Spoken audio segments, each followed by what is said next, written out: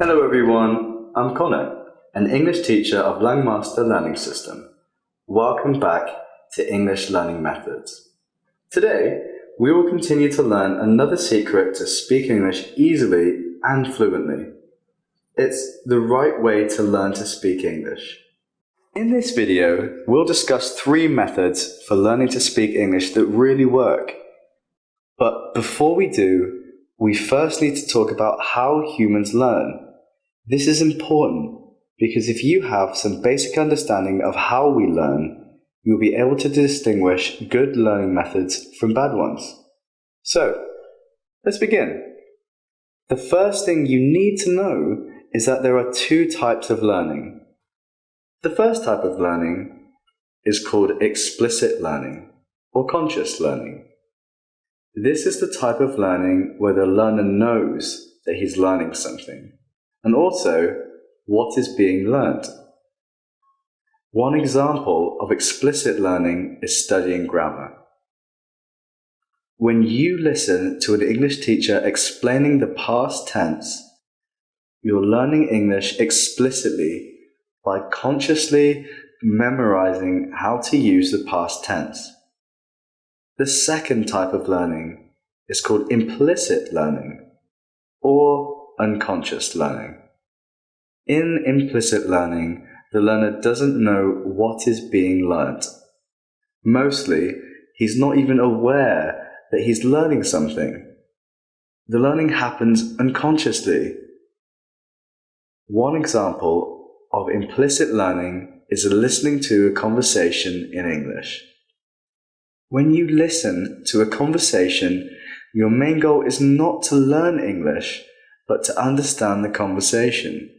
But by doing this activity, you're simultaneously learning English.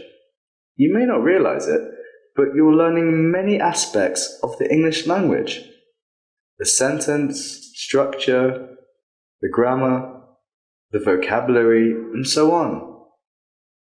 So we can learn English in 2 different ways, either explicitly or implicitly. The question is, which way of learning is better? To answer this question, consider this. Just like there are 2 types of learning, there are also 2 types of knowledge, explicit knowledge and implicit knowledge. Explicit learning results in explicit knowledge, whereas implicit learning results in implicit knowledge.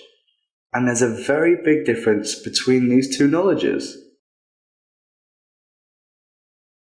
Accessing explicit knowledge requires conscious thought.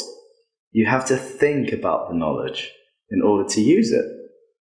This means that if you want to speak English properly, you have to think about English.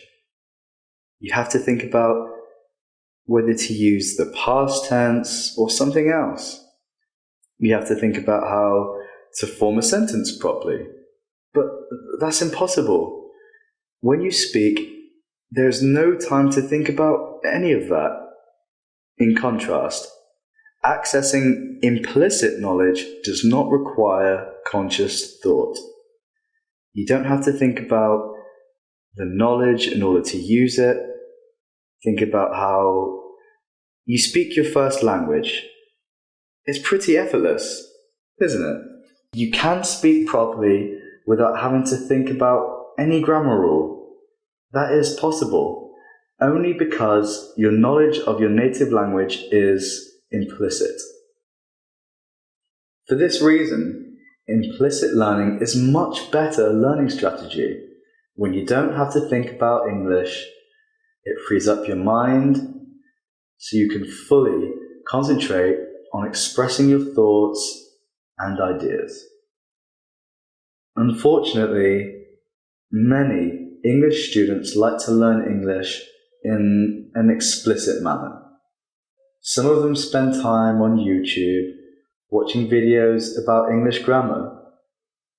What they don't realize is that the knowledge they gain from the activity is explicit knowledge, which is almost useless when it comes to speaking. So, let me share with you 3 methods for learning to speak English that really work. I'll give you an overview of them as well as their advantages and disadvantages. The first method is listening. Just listen to English as much as possible. An advantage of this method is that it's very easy to do. You can do it while you're stuck in traffic, whilst exercising, whilst waiting in line, and so on. But the main drawback of this method is that it's too passive. Listening alone is just not enough. You have to combine listening with some sort of speaking practice. And that brings us to the next method, which is to use English speaking courses that teach English implicitly. Let's see how these courses work. Is there a cat? No, there is not a cat. No, there isn't a cat. What is there? There is a dog. A dog. There's a dog. Does Lisa own the dog? No, Lisa doesn't own the dog. No, she doesn't. Lisa doesn't own the dog. Who owns the dog then? Okay, so that's one example. Here's another one. There was a guy named John. He wanted to own a restaurant. Did John want to own a car? No. He didn't want to own a car. He didn't want to own a car. What did he want? He wanted to own a restaurant. Wow. He wanted to own a restaurant. He wanted to own a restaurant.